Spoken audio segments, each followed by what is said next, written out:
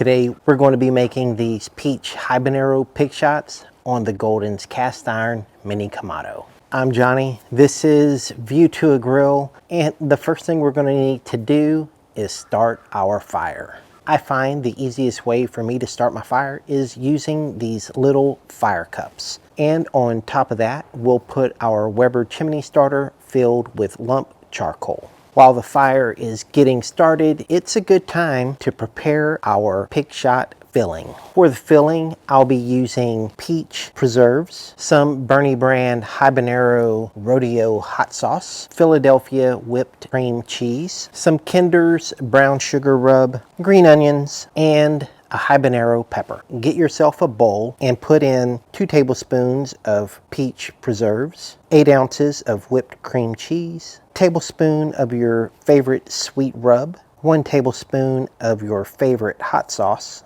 some green onions to taste. We can then give all of that a mix, and then of course you're going to want to do some taste test, and this turned out to be some pretty good stuff. Now we'll get all of that into a Ziploc baggie and kind of twist it up and force all of that mixture to one corner. Now while we wait for the fire to finish up, I'll go ahead and put that into a refrigerator. Now our fire is ready, so let's go ahead and set up the Golden's cast iron mini Kamado. We'll go ahead and get our lit charcoal into the firebox. Next, we'll put our grates on, and then on top of the grates, we're going to be using our sear plate as a heat deflector. And then we can get the lid closed and let everything preheat.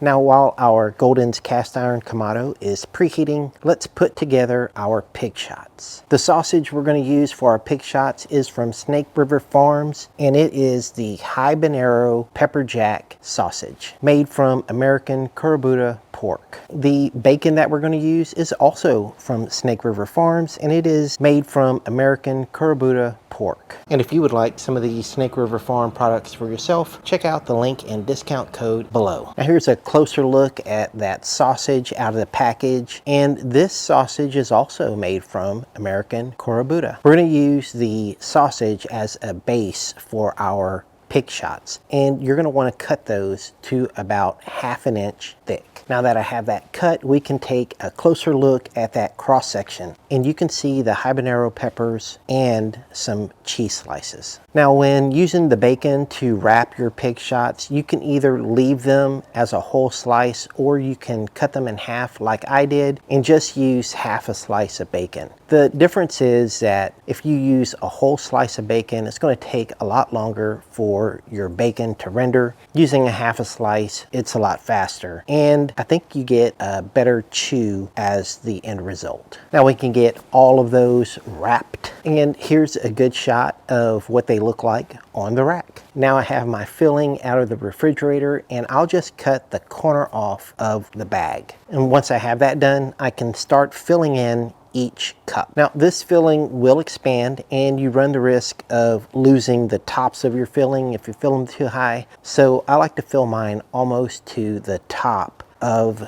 the cup. Now I can get my habanero pepper, and I'm going to want to glove up for this because these things are blazing hot. I'm just going to cut this pepper into thin slices, and after I have them thinly sliced, I'll place a slice on top of each pig shot. As you can see, we have several layers of heat going on here. One layer is the Snake River Farms habanero sausage. Another layer is the Bernie brand habanero hot sauce. And now we have a third layer, which is the habanero pepper itself. Now that we have our pig shots filled, we are done with the hardest part of this cook. All the difficulty in this cook is in the preparation. Now let's go ahead and get our pig shots on.